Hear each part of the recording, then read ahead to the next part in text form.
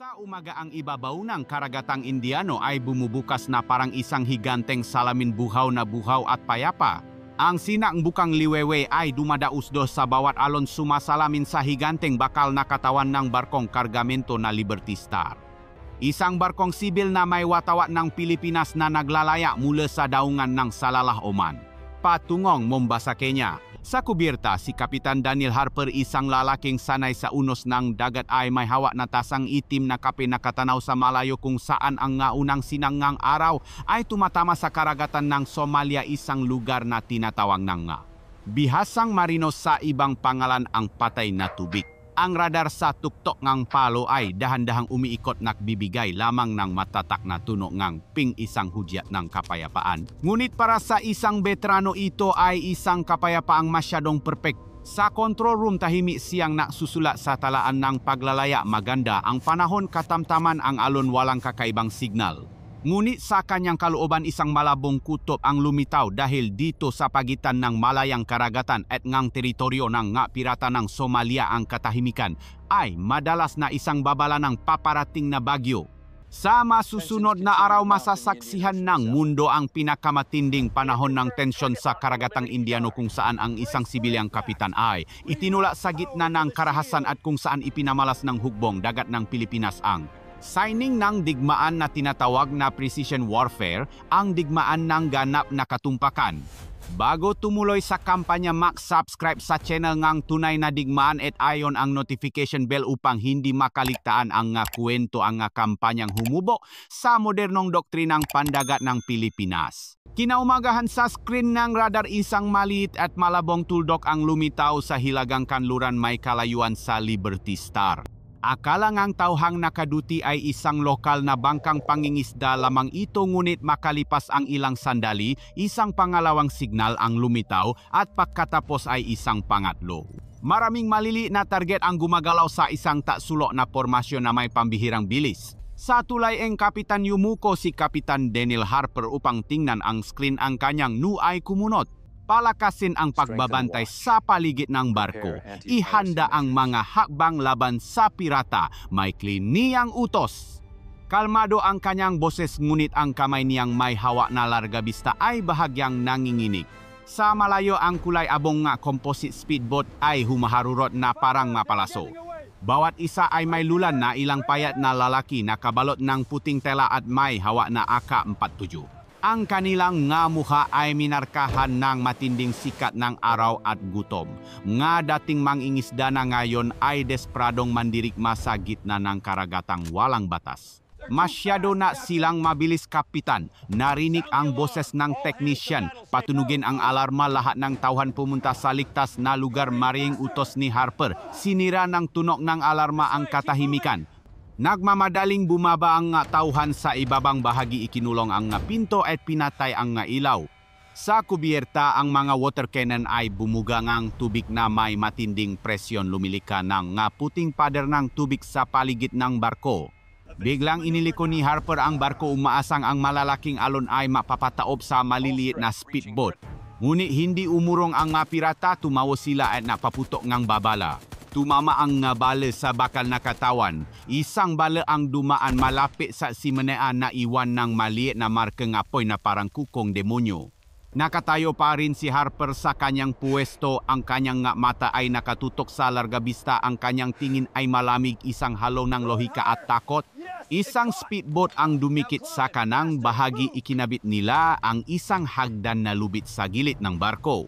Sa gitna ng humahampas na hangin, ang unang anino ay umayat sa katawan ng barko. Isang sandali na naitala sa datang radang armada bilang puntong pagpaso. Alam ni Harper na ang barko ay wala na sa kanyang kontrol. Sumenya siya sa mga tauhan na magtago pasalop ngang makinarya habang siya mismo ay humarap sa kaaway.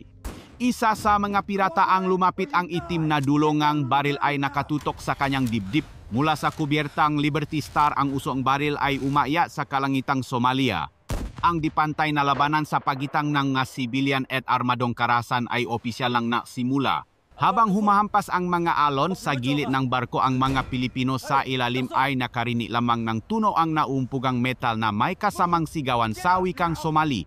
Sa kubierta kinalatkat si Daniel Harper, taas no ang kanyang mata ay nakatuon pa rin sa kumpas kung saan isang direksyon na lang ang natitira, ang direksyon ng kalayaan.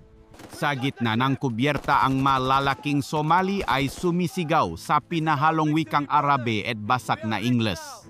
Ang mga AK-47 ay nakatutok kung saan-saan ang metal ay kumikinang sa ilalim ng matinding sikat ng araw. Bawat hakbang si Kapitan Daniel Harper ay itinutulak patungo sa rehas. Hinahangin ng dagat ang kanyang ubaning buhok at ang kanyang damit na basang-basang ang pawis at alat. Isang batang pirata ang nagtutok ng baril sa kanyang mukha, nagsasalita ng paos. Kapitan, manatili ka o mamatay. Hindi sumagot si Harper. Tahimik siyang lumingon sa ibaba kung saan nagtatago pa rin ang kanyang tauhan. Ang kanyang mata ay pambihirang determinado, isang tahimik na senyas, huwag kayong lumabas, manatili diyan. Sa sandaling iyon, naunawaan niya na kung may kailangang umalis siya iyon. Pinilit siya nga pirata na sumakay sa kulay kahel na lifeboat. Ito ay isang mali na pang-emergency na bangka, ngunit ngayon ay naglalaman ng mga armadong lalaki at isang biha na Pilipino. Habang dumadausdos ang bangka pababa sa dagat, muling sinulyapan ni Harper ang Liberty Star kung saan ang watawat ng Pilipinas ay iwinawagaywe pa rin sa tuktok ng palo. Isang maliit na piraso ngang kalayaan sa gitna ngang nasakop na karagatan. Naipadala na ang signal nga Mayday. Agad na natanggap nga Maritime Command Center sa Maynila ang makoordinado. Mabilis na kumalat ang balita sa lahat ng channel ng militar, intel at internasyonal na media. Isang mamamayang Pilipino ang biniha ng nga piratang Somalia sa karagatang Indiano. Inatake ang isang barkong pangkalakalan ng Pilipinas at isang tao ang nag-isa sa gitna ng malawak na dagat. Sa Maynila, ang emergency meeting room ng Pambansang Konseho ng Seguridad ay maliwanag na maliwanag. Ang malaking screen ay nakpakita ng mapa ng karagatan ng Somalia na may kumikislap na pulang tuldok. Nagulat ang security advisor sa Pangulo ng Pilipinas, mayroon tayong mga gumagalaw na target, isang bihag at hindi pa malinaw ang kanilang hinihingi.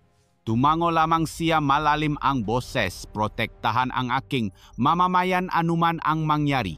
Sa maliit na espasyong lifeboat, si Harper ay nakataliang mga kamay, nakaupo sa gitna ng amoy gasolina at pawis. Nagsimulang magtalo ang mga pirata tungkol sa ransom kung paano makikipag-ugnayan sa baybayin. Ang isa na masyadong bata pa ay nanginginig habang hawak ang baril, tumutulo ang pawis. Tiningnan siya ni Harper at marahang sinabi, hindi mo kailangang gawin ito. Simple ngunit mabigat ang mga salitang iyon na parang alon na humahampas sa bakal na napaurong sa pirata na may pag-alinlangan sa kanyang mata. Ngunit hindi pinahihintulutan ng dagat ang haba na magtagal.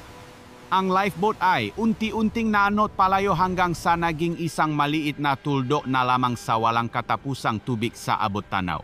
Ang destroyer ng Pilipinas, ang BRP Jose Rizal, ay nagsimula ng umalis mula sa Djibouti, dala ang tao na malapit ng makilala ng mundo bilang ang NAFSOC, Naval Special Operations Group. Ang kapaligiran sa situation room ay punong tensyon. Ang Pangulong Pilipinas ay nakatayo sa harap ng mahabang mesa na puno ng mapa at larawan mula sa satellite. Sa likod niya ang matagapayo sa seguridad, Mahendral, at ang direktor ng NICA, National Intelligence Coordinating Agency, ay tahimik na nakakabingi. Ipinakikitang ng screen ang live feed mula sa satellite, isang maliit na maliwanag na tuldok sa gitna ng karagatan ng Somalia. Iyon ang kulay kahel na lifeboat kung saan bihag si Daniel Harper kasama ang armadong Somali.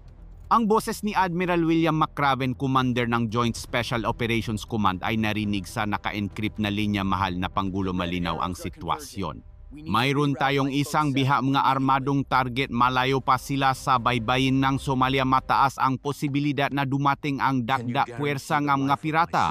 Dahan-dahang tumango ang Pangulo, masisiguro mo ba ang buhay ng aking mamamayan? Sumagot si McRaven, maikling ngunit tiyak, hindi kami nangangako, Ginoo. Ngunit ang NAFSOC ay hindi pa nabigo. Sa gabing iyon, pinirmahan ang utos para sa aksyon. Inilunsad ng kagawaran ng Tanggulang Pambansa ang Operasyon Red Neptune, isang espesyal na operasyong pagliligtas sa dagat na pinamumunuan ng NAFSOC. Sa isang lihim na base sa Cavite ang MH6 at Black Hawk helicopter ay pinupunong gasolina sa ilalim madilaw na ilaw. Ang lalaki na nakasuot ng kulay abong tactical gear na may mga oxygen mask ay sinusuri ang bawat bala, bawat lubid, bawat thermal scope. Walang nagsasalita, tanging ang tunog ngang pagklik ngang mabaril ang pare-parehong pahinga sa mga maskara at ang amoy ngang malamig na metal. Isinagawa ang isang emergency drill. Gumawa sila ng isang totoong sukat na modelo ng lifeboat. Bawat galaw ay kinuwenta. Ang gulong ng pagbaril pag-ugoy ng alon optical visibility ang recoil ng SR-25. Isang tagapaksanay ang sumigaw malayong distansya, ang target ay gumagalaw patimok kanluran, katamtaman ang hangin. Walang puwang para sa pagkakamali. Isa sa mga sniper na may call sign na Bravo 3 ay hinikpitan ang pagkakahawa sa kanyang baril. Isang maling puto, isang buhay ang kapalit. Samantala sa karagatang Indiano, ang destroyer na BRP Jose Rizal ay nakalapit na sa lugar. Ang Aegis system ay nasa buong kapasidad, ang radar ay patuloy na umikot, sinusubaybayan ang bawat galaw sa luem malawa na radius. Sa likod nito ang mga support ship na BRP Antonio Luna at BRP Conrado Yap ay bumubuong isang kalahating bilok, dahan-dahang isinasara ang bitak sa paligid ng lifeboat. Sa kubierta ng Jose Rizal, natanggap ni Commander Frank Romano ang utos mula sa Maynila pangunahing prioridad kaligtasan ng bihag. Ang patakaran ng pakikipaglaban ay nasa pinakamataas na antas. Nangangahulugan ito na pinapayagan silang magpaputok kapa na tukoy ang direktang banta ng kamatayan. Handa na ang operasyon mula sa Malacanang hanggang sa barko sa karagatan. Ang buong lakas militar ng Pilipinas ay nakatuon na ngayon sa isang 30 maliit na lifeboat na lumulutang sa gitna ng karagatan at ang buhay ng isang nag-isang tao.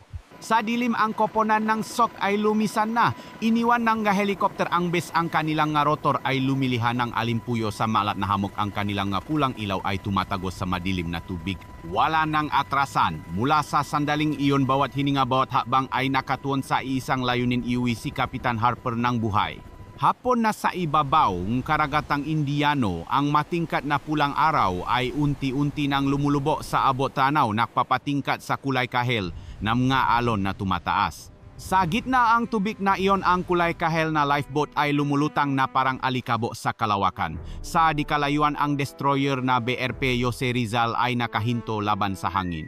Mula sa kubierta, ang high-end na optical lens ay nakatutok sa target. Ang sistema flare forward-looking infrared ay nakpapadalaeng mga thermal image sa gitnang screen na nakpapakita mga anino sa loob ng bangka. Isang nakatali, ang iba ay may hawak na armas.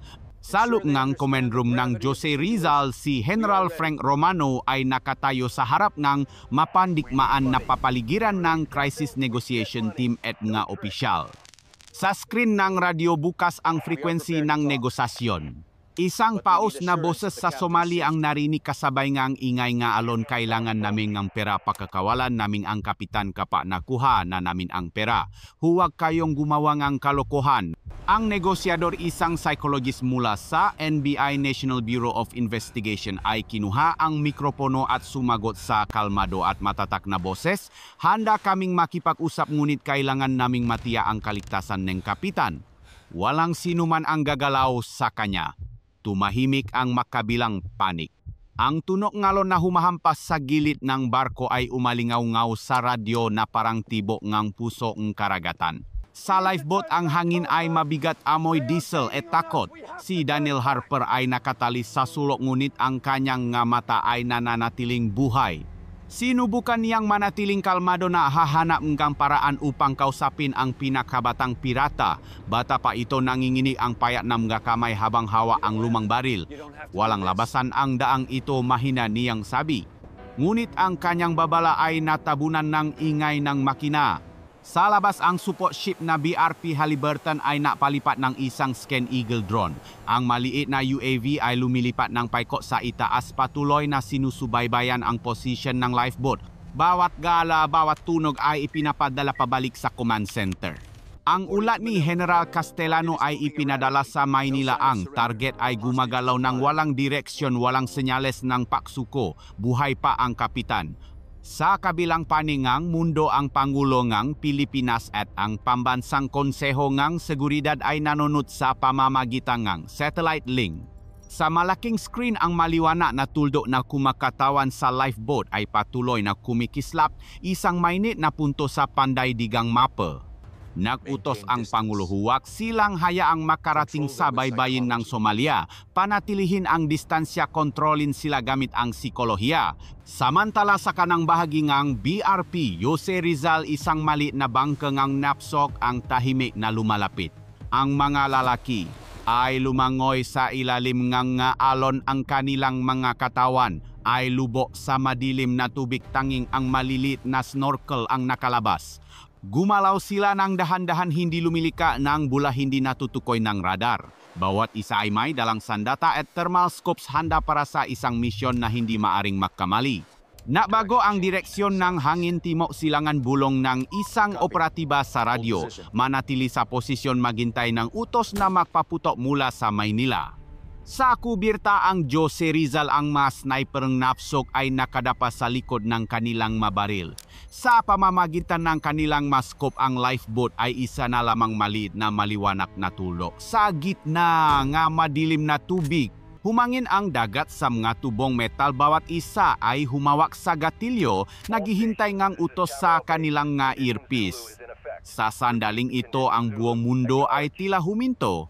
Isang tahimik na larong ng chess kung saan ang bawat alon ay isang galaw at ang bawat hininga ni Daniel Harper ay ang segundong kamay ng orasan ng buhay at kamatayan. Madilim na ang gabi sa karagatang Indiano, walang buwan, walang bituin, tanging ang tunok ngang mahinang alon na humahampas sa BRP Jose Rizal at ang maputlang-pulang ilaw mula sa control panel ngang radar sa command room. Sa screen ang signal ngang kulay kahel na lifeboat ay kumikislap pa rin, may distansya mula sa destroyer. Sa loob ngang maliit na espasyo na iyon, ang nga tao ay nananatiling nakakulong sa pagitan ng dalawang mundo, kalayaan at karahasan, pag-asa at desperasyon. Si Daniel Harper ay nakasandal sa pader ng bangka. Ang hangin ay nakakasakal, ang amoy ng gasolina ay matapang at ang mabilis na pahinga ng nga taong nanginginig sa takot. Ang pinakabatang pirata si Musa ay nanginginig habang pinupunasan ang pawis sa kanyang noo, habang ang kanilang leader na si Abduwali Musa ay sumisigaw pa rin ng utos, walang matutulog. Kung lumapit sila babarilin ko, ngunit siya mismo ay natatakot sa gailaw mula sa barkong Pilipinas. Sa labas, natatakot sa tunog helicopter na maririnig mula sa malayo sa gabi. Tahimik na nagmamasid si Harper. Alam niyang bumabagsak na ang kanilang psikolohiya. Ang uhaw, gutom at pressure ay nagsisimulang magdulot ng pagdududa sa pagitan nila. Sa kanilang mamata, hindi na siya isang bihag kundi isang tiket para mabuhay o isang pabigat na mas magpapabilis ng kanilang kamatayan. Sa labas, ang dagat ay parang salamin. Sa kubierta ngang BRP Jose Rizal, ang nga sniper ngang sok ay nakahiga ng tahimik sa ilalim ng takip ng nga kanyon. Ang malamig na hangin ng gabi, ang temperatura ay bumaba. Sa kanilang nga earpiece, marahang narinig ang boses ng koordinator. Hawak pa rin ng target ang armas, walang ligtas na pagkakataon, patuloy na magmasid. Ang nga optical scope ay gumalaw ng sabay-sabay, sinusundan ang nga anino na gumagalaw sa loop ngang bangka. Binibilang nila ang bawat hininga, bawat pakugoy ngang alon. Sa command room sa Maynila, gising pa ang Pangulo. Tahimik siyang nakatitik sa real-time signal display. Sa tabi niya, binabasa ngang National Security Advisor ang ulat. Ang lifeboat ay gumagalaw, pahilagang silangan, katamtaman ang hangin. Ang psikolohikal na estado ngang bihag ay matatag. Hinihiling ang pahintulot na mapaputo kung makakaroon ng emergency. Tumingin ang Pangulo sa orasan, dahan-dahan siyang naksalita kapag ang buhay ni Harper ay nasa direktang panganib na lamang sa kalamang pinapayagan ang nafsok na makpaputo. Sa karagatan, lalong dumidilim, isang mahinang ulan ang nagsimulang bumaksak, ang hangin ay humahampas sa malamig na bakal. Sa lifeboat, nagsimulang makpanik ang nga pirata. Isang sugatan sa binti ang sumigaw, hinihiling na bumalik sa baybayin. Sumagot si Musa, ang baril ay nakatutok kahit saan. Pumikit si Harper. Alam niyang isang putok lang ang baril, matatapos na ang lahat, ngunit sa halip na matakot, huminga siya ng malalim, naramdaman ang maalat na hangin, pinakingan ang hampas ng alon na para bang pinapaalala sa sarili na isa pa siyang tausa. Yit na ng kadiliman. Sa gitna ngang ulan gumalaw ang nafsok. Ang mapinakamagagaling na sniper ay gumapang papunta sa gilid ng kubyerta ng Jose Rizal. Ang kanilang nga SR-25 ay nakalo sa mga stand. Nahintay sila ang tamang pahinto ang along ang tamang malinaw na anggulo sa thermal scope. Bumulong ang isang opisyal ng nafsok sa radyo buhay ang kapitan. Nakikita namin siyang hinihila malapit sa bintana malapit ang distansya. Sumagot ang commander manatiling tahimik. Kapag sinabi kong fire lahat ay sabay-sabay na magpapaputok. Tumahimik ang nga sniper.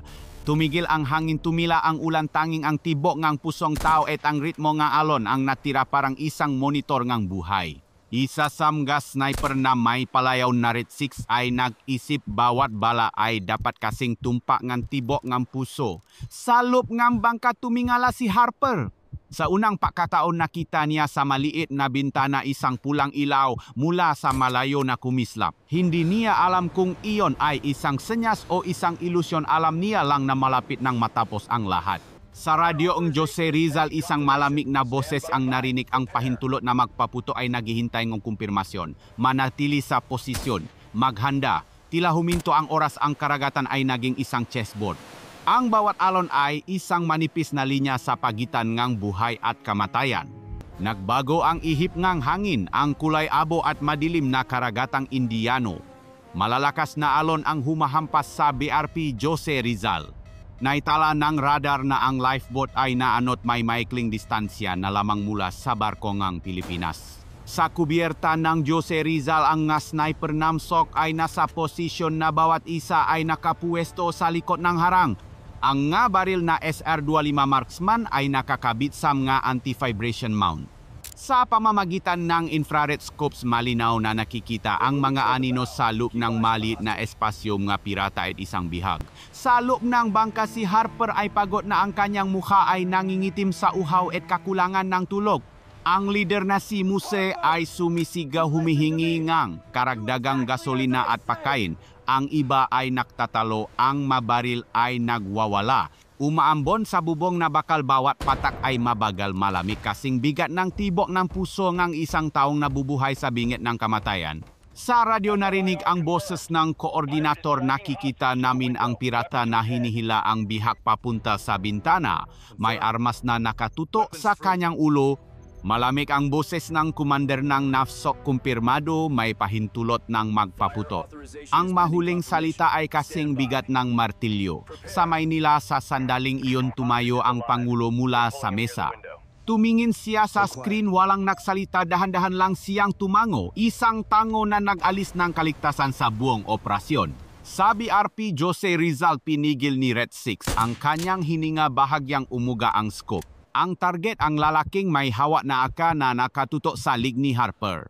Kalahati lang kanyang mukha ang nakalabas sa maliit na bintana.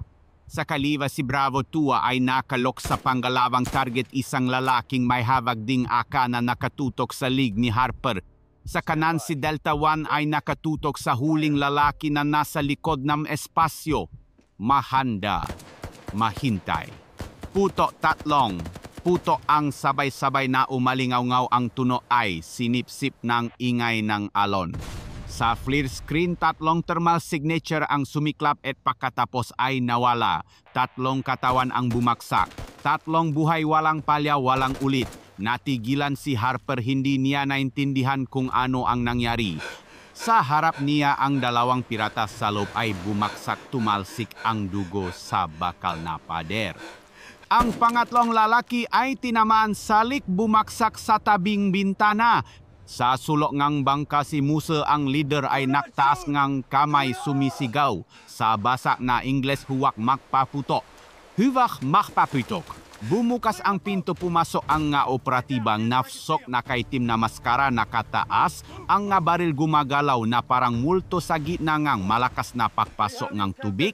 Ito ang hukbong dagat ng Pilipinas, ibaba ang mga armas, hinila si Harper palabas ng bangka sa gitna ng maalat na ulan. Ang kanyang nga binti ay nanghina, ang kanyang katawan ay nanginginig, ngunit ang kanyang nga mata ay nanatiling gising. Binuhat siya ngang isang operatiba papunta sa speedboat, bumalik sa Jose Rizal. Sa maikling sandali tinapos ang mga araw ngang krisis. Sa kubierta ng barko, binalot siya ng kumot ng mediko. Bumulong si Harper, ligtas na ba ako? Marahang tumango ang isang operatiba, ligtas na kayo kapitan. Pauwi na kayo. Sa likuran sa ibabaw ng dagat umusok ang lifeboat. Isang operasyon ang natapos kung paano ito nasimula sa ganap na katahimikan. Kinabukasan ang karagatang Indiano ay pambihirang kalmado na parabang ang bagyong dumaan ay hindi kailanman umiral. Sumikat ang araw, matingkat na pula sumasalamin sa katawan ng BRP Jose Rizal kung saan ang watawat ng Pilipinas ay iwinawagaywe sa hangin ng umaga. Sa medical bay, si Kapitan Daniel Harper ay nakasandal, bahagyang nanginginig ang kanyang kamay. Tinitigan niya ang mainit na tasang kape, sa harap niya ang ordinaryong lasa na akala niya ay hindi na niya muling matitikman. Pumasok ang isang opisyal, sumaludo, Kapitan, ligtas na po kayo. Ihahatid namin kayo sa lupa sa lalong madaling panahon. Tumango si Harper, ang kanyang mga mata ay nakatanaw pa rin sa maliit na bintana. Sa labas ang puting bulanga alon ay makakasunod hanggang sa abot tanaw. Bumulong siya, paus ang boses, salamat sa Diyos at salamat sa mga lalaking iyon sa labas. Tinapos ngang mabalangam nafsok ang krisis. Ngunit para sa militar ng Pilipinas, hindi lamang ito isang misyon ng paglilitas. Ito ay isang patunayang kapangyarihan ng precision warfare kung saan ang bawat desisyon ay sinusukat, bawat puto ay kinakalkula, sa bawat tibo ng puso at bawat buhay ay tinitimbang sa gitna ng ngalong ng diskarte at moralidad. Sa Maynila, maikli ang pahayaang Pangulo sa press conference. Ito ay hindi lamang tagumpay ngang hukbong dagat, kundi tagumpay ngang prinsipyo na ang buhay ng isang mamamayang Pilipino na saan man siya ay karapat dapat protektahan ng buong lakas ngang bansang ito. Ang tunong ngang Ha-60 helicopter ay umugong sa itaas, dala ang malabi ng mga pirata bilang ebidensya. Ang naiisang nakaligtas, si Musa ang leader, ay dinakip, pinosasan at dinala sa kubierta ng Jose Rizal. Ang kanyang mga mata ay blanko, nalilito habang tinitingnan ang mga Pilipino sa kanilang mga unipormeng basang-basa. Pagkatapos isang opisyal na pahayag ang inilabas mula sa Campo Aguinaldo, ang operasyon ng pagliligtas sa Liberty Star ay kumpleto na. Isang bihag ang nailigtas, walang nasawi sa paning ng Pilipinas. Nakahinga ng maluwag ang mundo. Ang mga bala, ang mga pagkalabit sa gatilyo sa isang iglap ay naktapos sa mga araw ng krisis. Sa BRP Jose Rizal, sa maliit na silit, nag-iisa si Harper na nakatingin sa madilim na dagat. Ang kalangitan ay may tim na tinta, ang hangin ay umihip pa rin, ngunit ngayon ay hangin ng ang kalayaan. Mahina siyang nagsalita, halos para lang sa sarili, mga bala at isang himala. Sa base sa Cavite, bumalik ang koponan ng nafsok.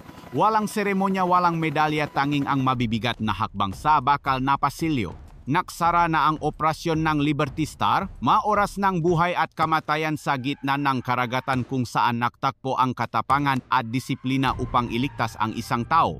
At isang paalala rin na sa gitna ng malawak na karagatan, may mga handang harapin ang kadiliman upang protektahan ang liwanag. Bago umalis, kung kayo ay humanga mag-subscribe sa channel ang tunay na digmaan, iyon ang notification bell at iwanan ang iyong komento upang samahan kami sa pagalugat ng kapanapanabik na kampanya at makapigil hiningang mga pagharap sa karagatan.